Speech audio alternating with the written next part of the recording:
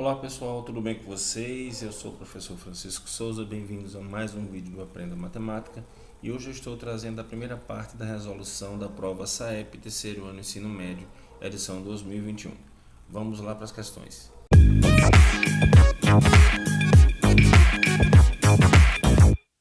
De acordo com os dados do Censo da Educação Superior de 2016, divulgados pelo Ministério da Educação, no Brasil existe mais de 1 milhão de matrículas presenciais na Rede Federal de Educação Superior. O gráfico abaixo apresenta o percentual dessas matrículas em cada uma das 5 regiões brasileiras. A tabela que corresponde aos dados apresentados nesse gráfico é... Bom, para resolver essa questão, basta nós vermos aqui qual dessas 5 tabelas é compatível com o gráfico aqui, né? Ou seja, contém os mesmos dados colocados da mesma forma. Vamos observar aqui primeiramente a sequência das regiões, vai do centro-oeste até o sul. Olhando isso aqui, a gente percebe que as 5 tabelas estão nessa sequência. Então vamos lá.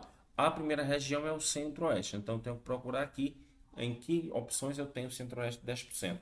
Eu percebo que eu não tenho aqui na letra A e não tenho aqui na letra D, então já são as duas letras eliminadas. Observe que na letra B o centro-oeste 10%, na letra C também e na letra E também.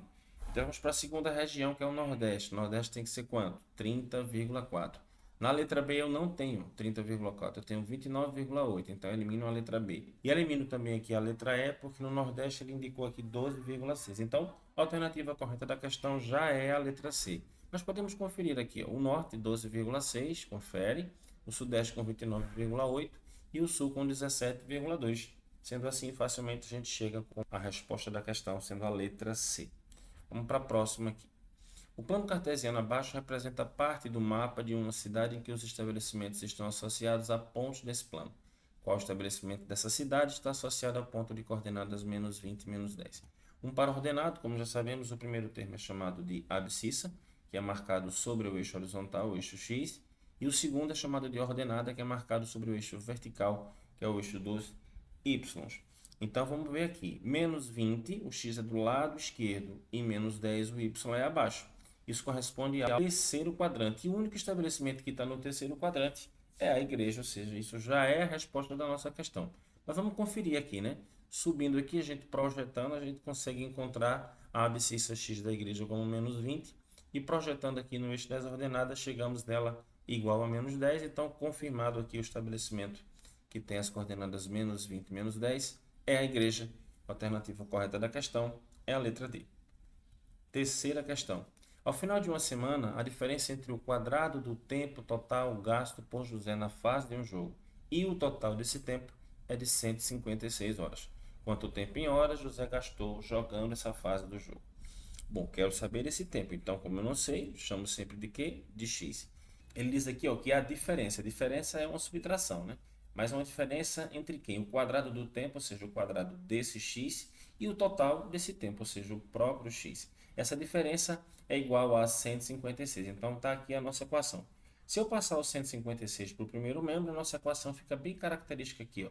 É a equaçãozinha do segundo grau. Tabulando aqui os coeficientes, o coeficiente de x ao quadrado é 1, o coeficiente de x é menos 1 e o termo independente é menos 156. Com esses dados, nós vamos calcular o discriminante, b ao quadrado menos 4ac, substituindo os valores aqui, ó, no lugar do b eu coloco menos 1, no lugar do a1 e no lugar do c menos 156. Menos 1 ao quadrado dá 1. E aqui eu tenho menos vezes mais dá menos e menos vezes menos dá mais. Então, o sinal que vai ligar essas duas partes é o positivo. E 4 vezes 1, 4. 4 vezes 156 é igual a 624. 1 ao quadrado é 1. 4 vezes 1 dá 4, vezes 156, 624. Então, o discriminante é 1 mais 624, que é igual a 625.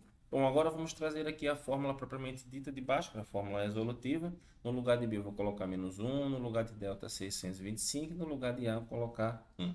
Então, aqui fiquei com menos 1, mais ou menos a raiz quadrada de 625, tudo isso sobre 2 vezes 1. Menos com menos, aqui a gente sabe que isso funciona como uma multiplicação, e multiplicação sinais iguais dá positivo, então aqui fica 1 positivo, a raiz quadrada de 625 é 25, e 2 vezes 1 é 2. Então aqui fiquei com 1 mais ou menos 25, dividido por 2. Como a gente está calculando o tempo a gente não fala, não tem sentido falar em tempo negativo, então eu não vou pegar a parte de baixo, só a parte de cima. 1 mais 25 é igual a 26, então ficamos com 26 sobre 2, e 26 sobre 2 é igual a 13, ou seja, José gastou nessa fase do jogo um total de 13 horas. A alternativa correta da questão é a letra B. Próxima questão. Para uma exposição de lançamento de marca, serão colocados 2 adesivos com os nomes das empresas participantes em cada uma das faces de um poliedro convexo de 16 arestas e 10 vértices, feito de papelão. Quantos adesivos ao todo serão colados nesse poliedro de papelão? Então vamos lá, ele está falando aqui em faces, arestas e vértices. Então, automaticamente a gente é remetido para a relação de Euler, né? O F mais V igual a mais 2 faces mais vértices igual a aresta mais 2. Então, qual é a nossa missão aqui? O que é que nós temos que fazer? Nós vamos calcular o número de faces e depois multiplicar essa quantidade por 2. O que é que a gente quer mesmo? O número de faces. Qual é o número de vértices que temos aqui no nosso poliedro? É 10, segundo enunciado. E o número de arestas, 16. Então, vou substituir esse V e esse A na forma do F mais V igual a mais 2. Fazendo isso, eu fico aqui com F mais 10 é igual a 16 mais 2. 16 mais 2 é igual a 18.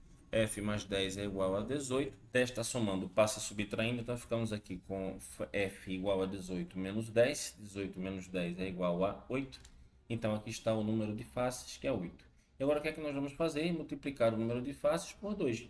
8 vezes 2 é igual a 16. Então, aqui está a resposta. Serão necessários 16 adesivos para serem colados nesse poliedro. A alternativa correta da questão é a letra E.